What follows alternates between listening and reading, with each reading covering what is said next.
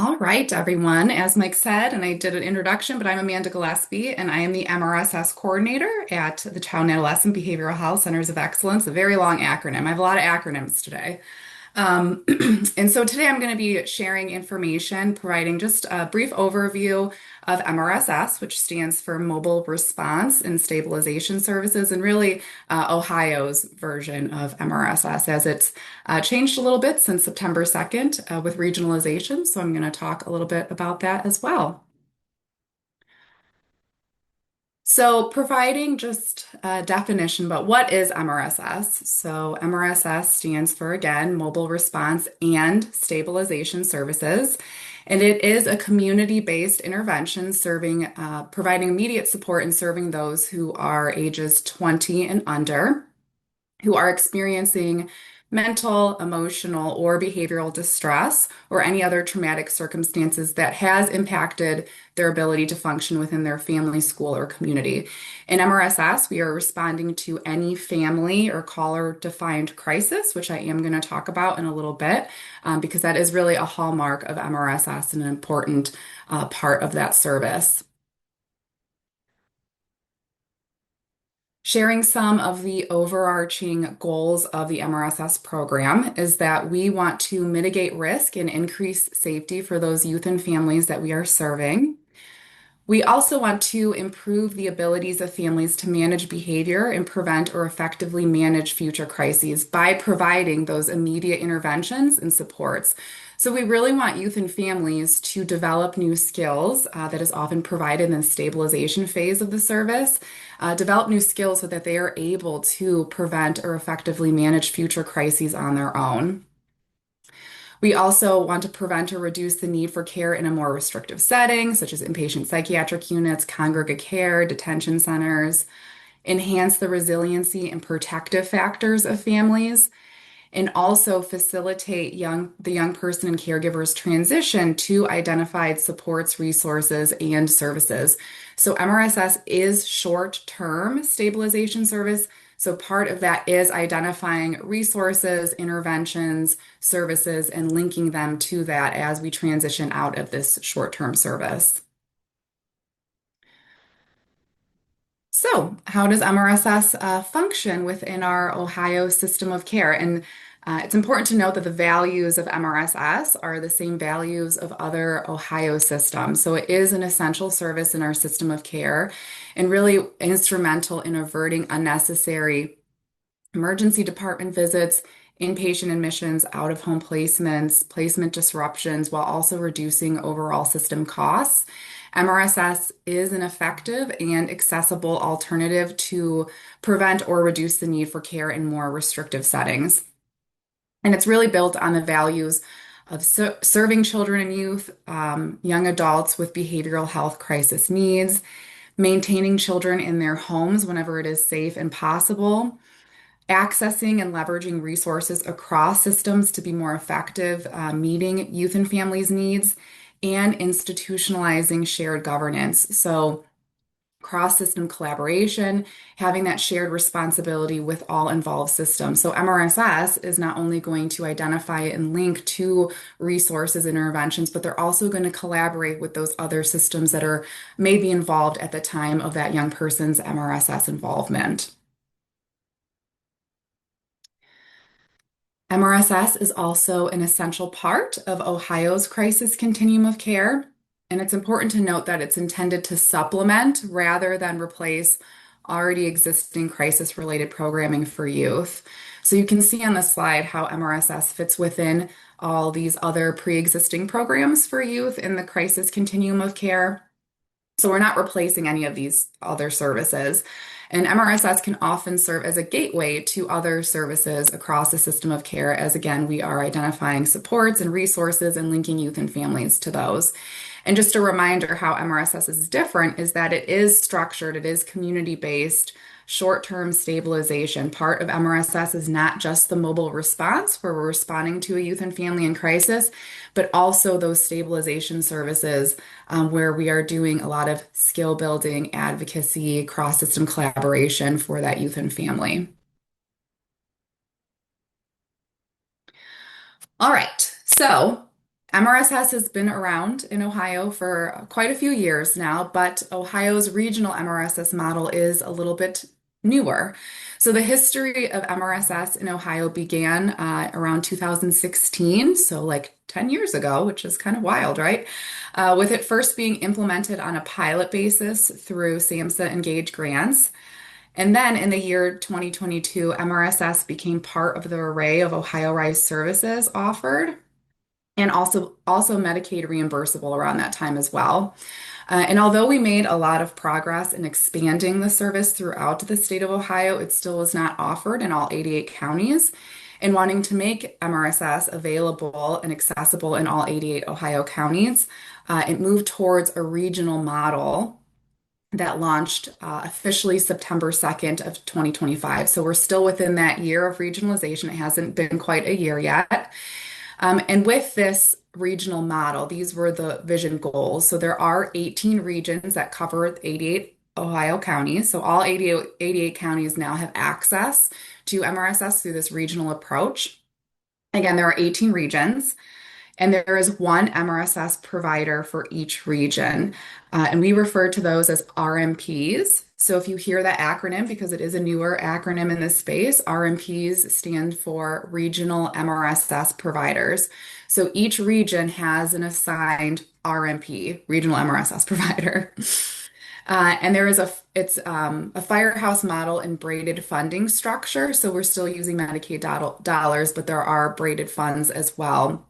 And this firehouse model dispatches providers to anyone in crisis with a payment structure that funds the consistent availability of service to maintain readiness rather than based on services provided. So we experience lower call volumes during some summer months, especially, but there is going to be a consistent availability of service because we are having a funding structure that promotes that consistent availability instead based on the services that are provided. And also, it's important to note that through this regional model, there are RMPs, and there are also teams within regions that may have subcontracted with that regional MRSS provider to help support coverage throughout those regions. So this is Ohio's regional MRSS model counties and providers. And so I have it broken down here, and you'll see that there are 18 regions, but I have here 12 providers by regions. And that is because there are some providers that cover multiple regions. So you'll see that Coleman serves 4 regions, Ohio Guidestone serves 3 of those regions, and then Butler Behavioral Health, which is transitioning to Best Point, serves 2 of those regions. You also may notice that these regions are similar to care management entity catchment areas. And so they were designed to be aligned with CME catchment areas. The only difference really is you'll see that regions 1, 2, and 3, which are Hamilton, Franklin, and Cuyahoga, have just one regional MRSS provider, whereas those regions or those counties have multiple CMEs that might be serving. So that is really the only difference. Otherwise, they're similar to those CME catchment areas. So, how do we make a referral to MRSS? 988 serves as the primary access point for MRSS in Ohio. So, 988 seeks to serve as the air traffic controller for all things crisis, connecting the community to whatever crisis support that is needed. And so now 988 serves as the primary access point for MRSS with 988 call centers taking all MRSS calls. So, if a referral source, if a young person, if a family wants to access MRSS, they would call 988 and that would request MRSS, and that 988 staff knows what to do next, which is they do some screening and triage, and then they do a warm handoff to that regional MRSS provider. So through a warm handoff call transfer. So they're transferring that caller to that appropriate RMP, which is covering the county or the area in which that young person is located at the time of the crisis. It's also important to note that each regional provider must be available to provide a mobile response 8 a.m. to 8 p.m. Monday through Friday, including holidays. So the minimum hours of operation throughout the state are 8 to 8 Monday through Friday, including holidays. However, they need to be available to accept calls for MRSS 24/7. And we'll schedule a next day in-person response if the referral does come through outside their operating hours. So say that a referral comes through on 10 p.m. a Wednesday evening. 988 is still answering. 988 is still doing that warm transfer to the RMP. The RMP is going to be doing some telephonic de-escalation, safety planning, and then schedule for a mobile response the next business day. Now, the goal is that everyone is going to be 24/7, 365 for a mobile response. And that expectation is that all regions will be 24/7, 365 for a mobile response by April 1st of 2028. So in a little less than 2 years, all regions should have that 24/7, 365 service availability. Some providers are actually already at that point. There are some regions, Region 7, which covers Trumbull-Mahoning, they are already at 24/7, 365. And there are other regions that are all regions are actively working, but there are other regions that have specific areas that are already 24/7, 365. So expect in the coming months, the coming years, that teams are going to steadily increase their hours of operation as they're working towards that 24/7, 365 expectation. And although the regional model for MRSS is newer, MRSS service delivery expectations are the same. So the model components, the service delivery components itself are the same prior to regionalization. So again, it's a home and community-based service available to any young person ages 20 and under and their families. Also, it doesn't matter what insurance coverage they have. They could have Medicaid, they could have private insurance, they could have no insurance. Any young person age 20 and under is eligible for MRSS.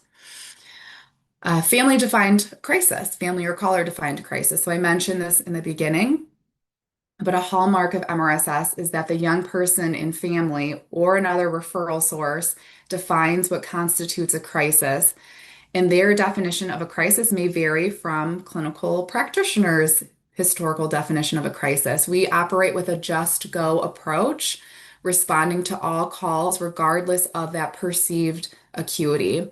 And anyone can be a referral source. Law enforcement, school staff, guidance counselor, probation officer, really anyone can be a referral source.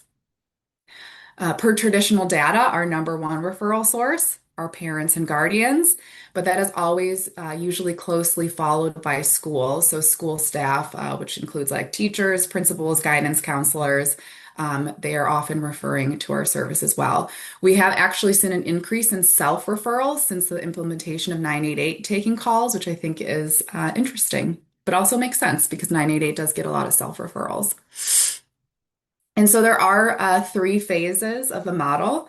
There is a screening and triage phase, which is primarily answered by 988. 988 is doing that screening and triage and doing that warm handoff to that RMP or the regional MRSS provider, who is then going to do potentially some additional triage questions and dispatch a team.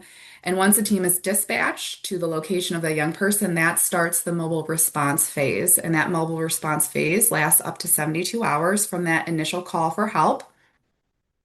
And in that phase is that initial mobile response, which is when a team is dispatched to meet with that youth, that family within 60 minutes. And so that is an immediate response. The majority of calls are going to be an immediate response where we're responding to youth within 60 minutes of that call.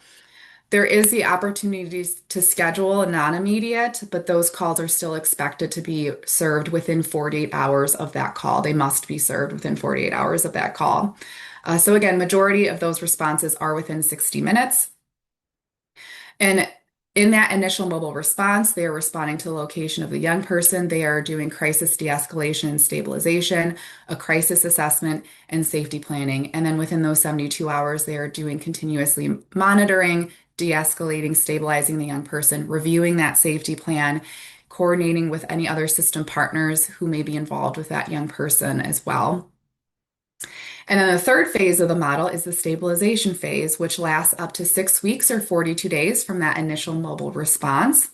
And in that stabilization phase, we are providing individualized services, supports, and wraparound planning that are delivered to meet the unique needs and preferences of each family. So the team is developing an MRSS plan, and that MRSS plan is going to have short-term, realistically achievable goals because it is a short-term service.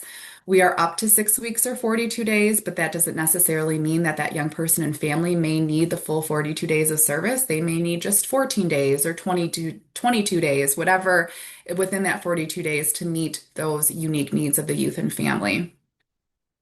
And then there is transition. So, transition is an important part of MRSS as well as we're transitioning youth and families out of the MRSS service, knowing that it is short term. And so each young person will have an individualized transition plan, which will include upcoming appointments, services that they're linked to, phone numbers. Part that MRSS plan and that safety plan developed will be part of that transition plan. And then with a warm handoff to continuing services and supports, and also those resources and interventions that the team may have linked to. There also should be child and family team meetings during this time as well, whether they're facilitated maybe by the Ohio Rise Care Coordinator if they're involved, or facilitated by the MRSS team, and some transition planning meetings as well. That's going to include those system partners and youth and family as MRSS transitions out, identifying who's going to take lead to safety planning, who is going to ensure that the youth and family is connected to those services identified on that transition plan. And then just some resources to share with you guys. So we have the State of Ohio MRSS webpage, which provides information for referral sources for our system partners, for youth and families regarding MRSS. The Ohio Department of Behavioral Health specific inbox for MRSS, where any MRSS specific related questions for the state can be sent to that inbox.